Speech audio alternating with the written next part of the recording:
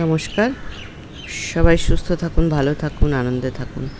আজকে কিছু কথা বলতে এলাম, যেটা আপনারা নিজেরাও নিজেদের হরস্কোপ দেখে জানতে পারবেন, বুঝতে পারবেন।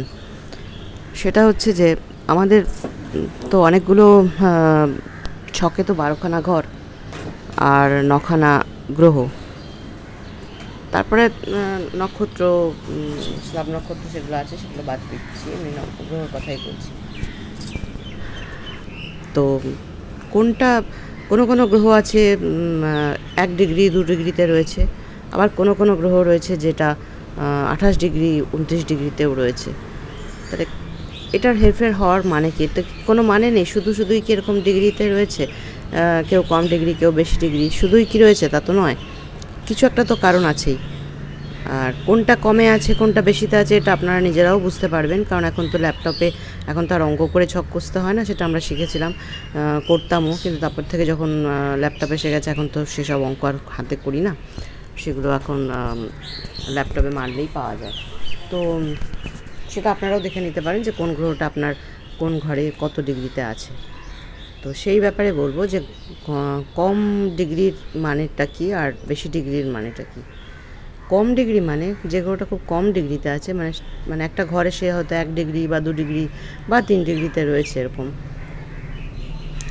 তার মানে হচ্ছে সেই ঘরের যে কাজটা সেটা আপনাকে এই জীবনে পুরো করতে হবে, অর্থাৎ আপনি সে ঘরের কাজটা আগের জন্মে করে আসেননি, আপনাকে এই জন্মেতেই সেটাকে পুরো করতে হবে এবং সেখান থেকে কিছু শিক্ষাও নিতে হবে। আর যখন কিছু শিক্ষা নেওয়া হয় সেটা কিন্তু খুব একটা ইজি হয় না, একটু কষ্ট থাকে তার মধ্যে। অর্থাৎ সেই গ্রহের ব্যাপারে, সেই ঘরের ব্যাপারে কিন্তু আপনার এই জন্মে কিছু শিক্ষা এবং কষ্টের মধ্যে দিয়ে পুরো করতে হবে। আমি যদি বোঝা যাচ্ছে না, আমি একটা উদাহরণ দিচ্ছি। মনে করুন আপনার মকর লগ্ন, ঠিক আছে, মকর লগ্ন, আপনার দ্বিতীয় ঘরে বসে আছে হচ্ছে, সাপোজ ধরুন চন্দ্র বসে আছে।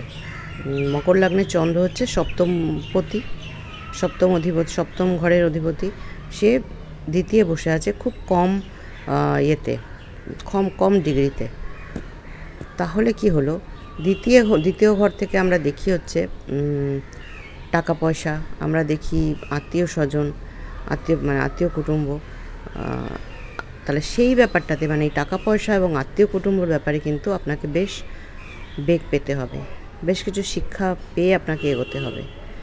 এবং এটা যেহেতু সপ্তম ঘরের অধিপতি, সপ্তম থেকে দেখি আমরা স্পাউস, অর্থাৎ স্বামী বা স্ত্রী, সেই ব্যাপারটা এবং বিজনেস, এই ব্যাপারেও কিন্তু আপনাকে শিক্ষা পেতে হবে।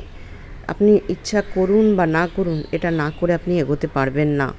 আপনার জীবনে এটার মধ্যে দিয়েই এগোতে হবে। এই টাকা পয়সা, এই ওটাকে কী বলে, আত্মীয় স্বজন এবং স্বামী বা স্ত্রী বা বিজনেস যদি করেন, তাহলে এই ব্যাপারে আপনাকে যথেষ্ট শিক্ষা নিয়ে এবং সেটা বেশ কষ্টকর শিক্ষার মধ্যে দিয়ে কিন্তু এগোতে হবে।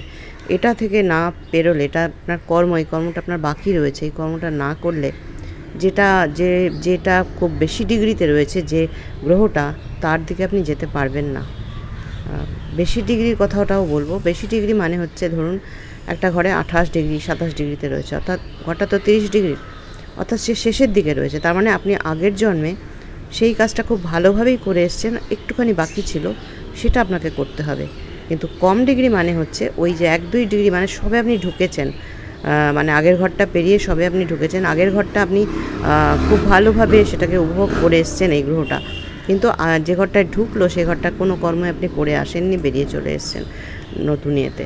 তো সুতরাং সেইখানকার কাজটা কিন্তু আপনার এই জন্মে কর্মটা আপনাকে করতে হবে।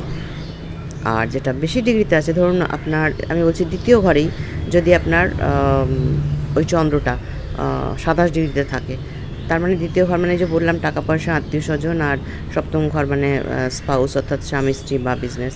তাহলে এই কটা জিনিস দিয়ে কিন্তু আপনি এই জন্মে ভীষণভাবে আনন্দ উপভোগ করবেন, কারণ আপনি ওই জন্মে করে এসছেন তার কাজটা একটুখানি বাকি ছিল, ওটাও আপনি খুব আনন্দ করেই করবেন।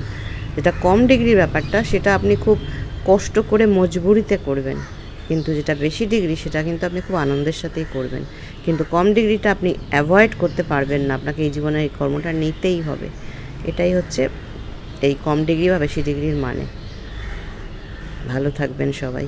যদি চান জানাবেন, আমি এ ধরনের আরও অনেক আলোচনা করব।